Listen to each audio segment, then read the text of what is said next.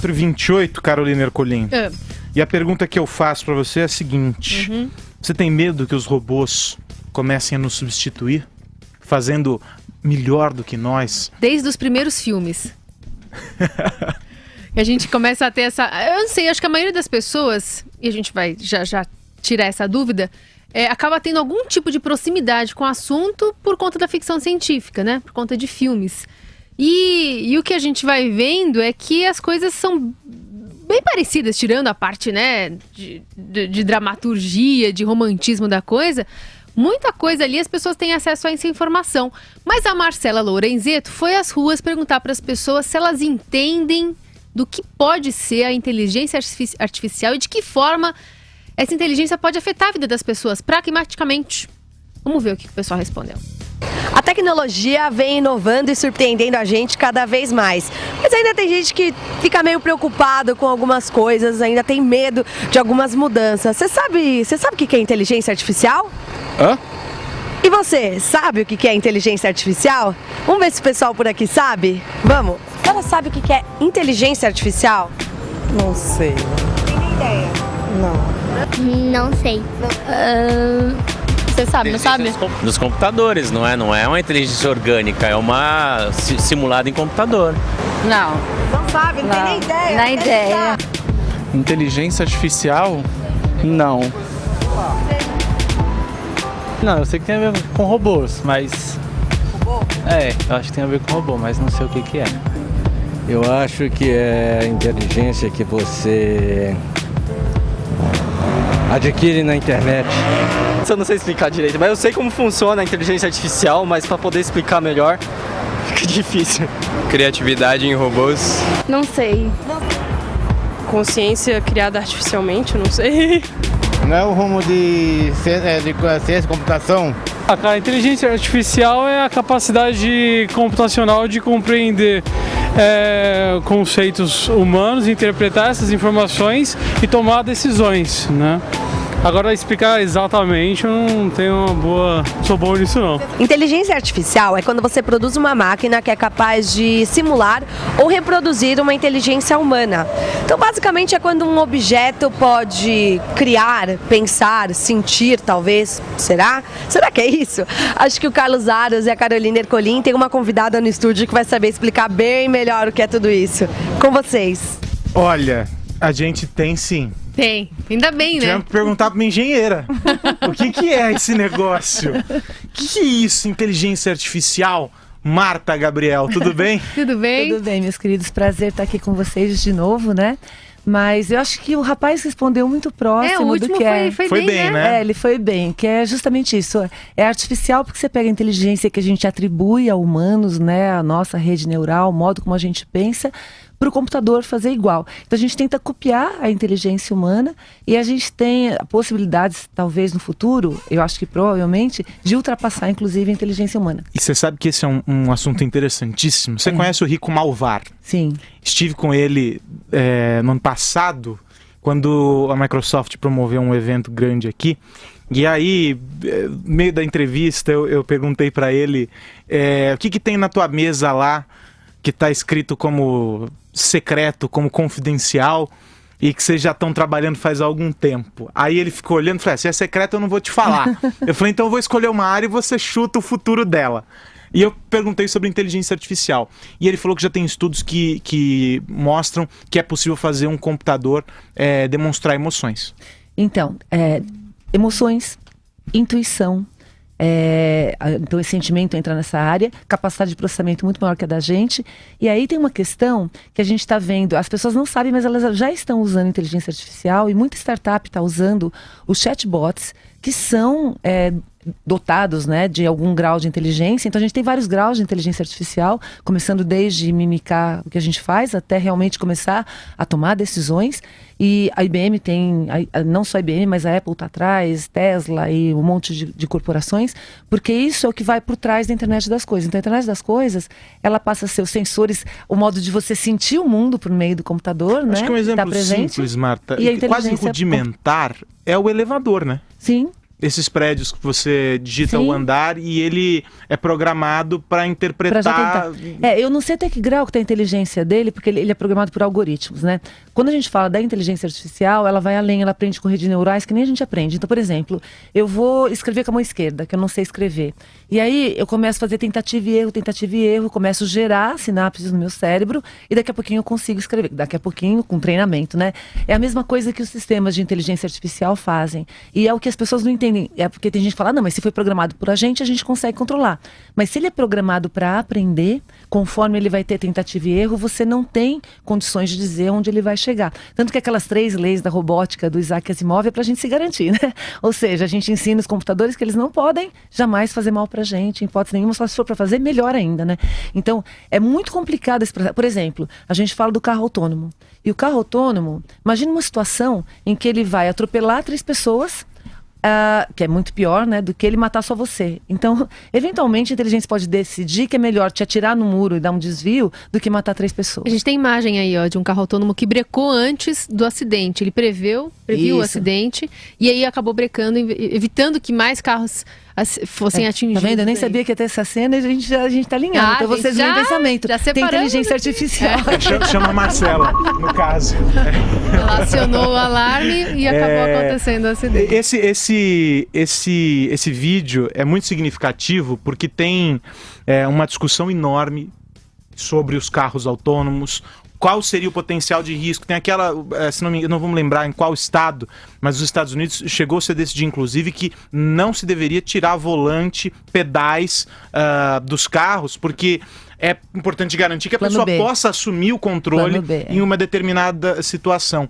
Mas como é que uma situação como essa já está no mercado, a indústria já está trabalhando, tem uma pressão enorme para colocar isso no mercado.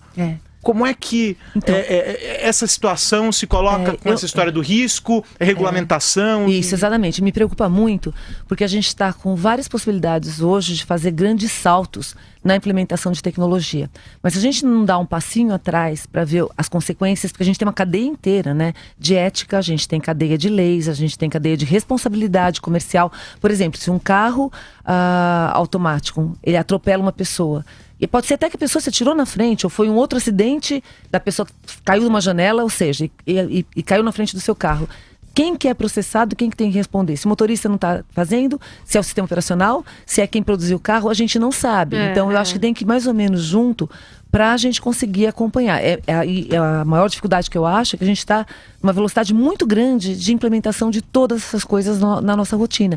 E a gente não está parando para pensar. Para pensar e refletir. Agora, por outro lado, se eu posso fazer uma colocação aqui, não sei se vocês estão sentindo que a gente está vivendo um colapso da comunicação. Né? Você não tem tempo de responder mais nada e você fica cobrando os outros para responder. E eu acho que a única maneira de a gente resolver isso é com inteligência artificial. Então, quem já assistiu o filme Her, a hora que ela organiza todo o e-mail do cara, eu me apaixonei por ela. Eu falei assim, eu quero uma também. Organiza aí para mim. A gente não tem... E eu tava pensando, pensa no limite, que está ampliando a quantidade de coisas. O cérebro humano não tem capacidade para isso. E aí isso leva a gente para discutir educação, se a gente está sendo preparado com as habilidades que são necessárias para isso. E aí um exemplo que eu dou é o Waze, né? Nenhum de nós aqui, nenhum ser humano tem cérebro para conseguir calcular uma rota de Waze. Não, é impossível. Mas você não usa a primeira rota que ele dá, você analisa 3 para tomada de decisão. Então, uma das grandes habilidades é a gente, por enquanto, utilizar a inteligência artificial ou os processos que podem ser inteligentes para a gente decidir em cima deles, mas são outras habilidades. Agora, no limite, pode ser que o Waze consiga escolher a melhor rota mesmo, em função das minhas opções de querer mais cenografia do que velocidade, ou porque eu prefiro passar numa avenida X do que na Y, e aí ele pode até decidir mesmo melhor do que eu. Mas questão do bom senso e da ponderação. Isso, do bom senso e da ponderação. Mas vai chegar um momento, né, que ele vai se aperfeiçoar tanto que vai chegar nesse que ele chega igual a gente, que é o que a gente chama da singularidade tecnológica, que é previsto para 2045, que está logo ali. Nossa. Né? Está logo ali e quando a gente fala de uma situação como essa, as pessoas se esquecem que somos nós que fomentamos essas máquinas. Exatamente. As informações somos nós que oferecemos, né?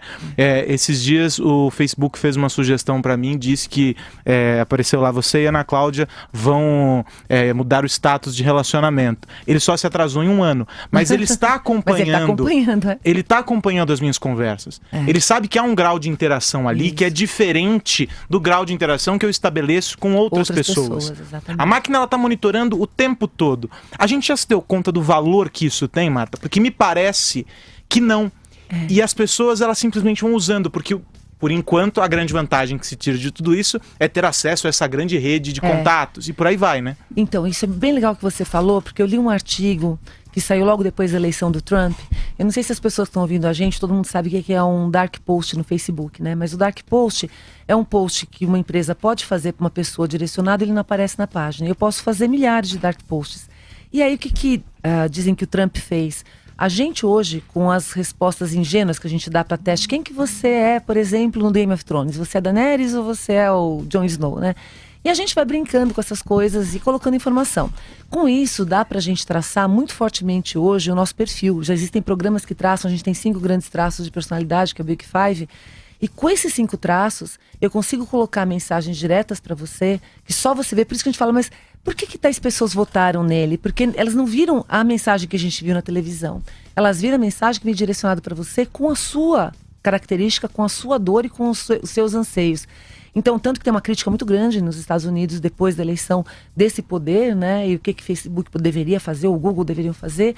Mas, na realidade, somos todos nós que estamos alimentando isso tudo e deveríamos saber que isso está acontecendo e que não existe mais, não deveria existir mais a ingenuidade de a gente colocar informação em todos os lugares e achar que isso é ok. Às vezes as pessoas falam, não, mas agora não precisa mais de privacidade, né? Quando alguém fala isso pra mim, sabe o que eu falo? Então tá bom, me dá aí o número do seu cartão de crédito e a senha. Já que não tem mais privacidade, né? Pode colocar tudo lá. Não, é muito, muito legal. E outra coisa que a gente acabou não falando ainda, que é a questão dos empregos, né? De como essa inteligência artificial vai acabar reduzindo o número de empregos formais, né? Na realidade, ela não acaba, ela transforma. Então a gente tem histórico, a gente está vivendo a 4ª revolução industrial, né? 4ª era da revolução industrial, que agora é a digital. E nas anteriores, em 140 anos, tem pesquisa que mostram que foram criados mais empregos do que foram eliminados. O problema é que transformam as habilidades e as necessidades daquilo que você tem que fazer. Então, eu digo que o que a revolução industrial anterior de máquina fez pelo músculo humano, a revolução digital está fazendo pelo cérebro. Então, são outras habilidades que a gente precisa ter para conseguir enfrentar a desintermediação tecnológica e a substituição tecnológica de trabalhos, né? Ela substitui alguns, mas abre espaço para outros. Mas tem um estudo, pelo menos que eu dei uma olhada aqui, que 2 professores da Oxford publicaram um estudo apontando que 47% dos empregos nos Estados Unidos vão desaparecer em razão da automação nas 2 próximas décadas. É da Mas Internet Research, isso. E aí é isso, é a transformação. Isso, desaparece os empregos formais. Por exemplo, hoje, para você pegar fretar um caminhão, né? De Nova York para Los Angeles custa na faixa de $4.500. 75% disso é valor do ser humano que está dirigindo. Se você transforma caminhões autônomos, você não tem esse custo, ele vai mais rápido e gasta menos gasolina. Faz a rota mais rápida. Isso equivale a 1.600.000 empregos nos Estados Unidos. Então, o que a gente vê, isso já aconteceu com a Revolução Industrial, com as coisas mecânicas braçais, só que agora está acontecendo não só com braçal, mas com cognitivo também. A revolução é cognitiva, né, em todos os graus. E o mais importante não é a tecnologia em si, mas é o que ela muda nos modelos de negócio, nas relações na sociedade. A gente está vivendo uma nova era muito rápida. E é isso que as pessoas, às vezes, não estão percebendo. Muito legal. E ao perder o compasso das coisas, por exemplo, a gente chega numa situação em que as universidades já não são capazes de preparar as pessoas para o mercado de trabalho, que é tão dinâmico quanto esse movimento que a gente está assistindo, né? E aí você tem empresas, por exemplo, e eu acompanho isso, claro, no mercado de tecnologia, porque é aquele que eu tenho um olhar mais próximo, mas aposto que isso acontece em todas as frentes. As empresas montam núcleos de treinamento para forjar aquele profissional, porque a faculdade, a universidade, ela já está tão atrasada em relação ao que está sendo praticado, que o custo daquilo se torna insuportavelmente maior, né? É por isso que a gente está falando de nanodegrees, não mais de degrees inteiros, para as coisas que mudam toda hora. Você quer saber aquilo naquele momento e pronto, passou. E as faculdades, que era o que era na época de Sócrates, a gente está, na realidade, retomando, né? Não é para ter conteúdo, porque conteúdo a internet dá. Essa que é a grande diferença, que tem que mudar, tem que ser para reflexão, a sala de aula invertida, você tem o conteúdo fora desse ambiente que o digital é o melhor lugar para ter os conteúdos, e o professor tem que ser um catalisador do processo. O que a gente precisa hoje? Pensamento crítico, criatividade, inovação e conexão. É isso que a gente tem que desenvolver na universidade, que as pessoas consigam ter isso para lidar com o ambiente. A gente não pode mais planejar hoje, a gente tem que se preparar para o que vier. Não existe escola no mundo ainda que foi inventada para você gerir negócios que não existem. Todas as escolas, as business school do mundo, eu já tive em várias delas, elas são preparadas para te ensinar para negócios que já existem. Então, essa transformação que é muito rápida, e assim, eu me coloco do lado da universidade, é muito difícil mudar uma estrutura gigante dessa. Sim. E todas estão tentando. Agora, a gente também tem que fazer a nossa parte, a nossa responsabilidade como pais, como pessoas. Não importa a idade que você tenha, você tem que adquirir as habilidades que são necessárias para essa nova era, para você conseguir viver, trabalhar, ter sucesso e conseguir equilíbrio, né? Porque senão fica difícil. Muito, muito legal. Começaram agora a chegar até algumas perguntas. A gente vai passar aqui para Marta, mas é um assunto que dá muito pano para manga. A gente pode até fazer alguma coisa para o nosso canal depois sobre esse assunto, porque é um assunto que chama bastante atenção, porque as pessoas encontram dificuldade de encontrar uma forma palatar de administrar esse conteúdo, né? E a gente explicando dessa forma, dando exemplos práticos, as pessoas conseguem raciocinar e falar, é isso! E é isso que a gente queria, que você tivesse esse start. E a Marta Gabriel que ajudou a gente imensamente nessa tarefa. Muito obrigada por ter vindo aqui no nosso estúdio. Eu que agradeço e assim, super sucesso, acompanho vocês, né? E para todo mundo, atenção aí com inteligência artificial e com a vida digital. Valeu, Marta, um beijo. Obrigada. Obrigada, beijo, gente.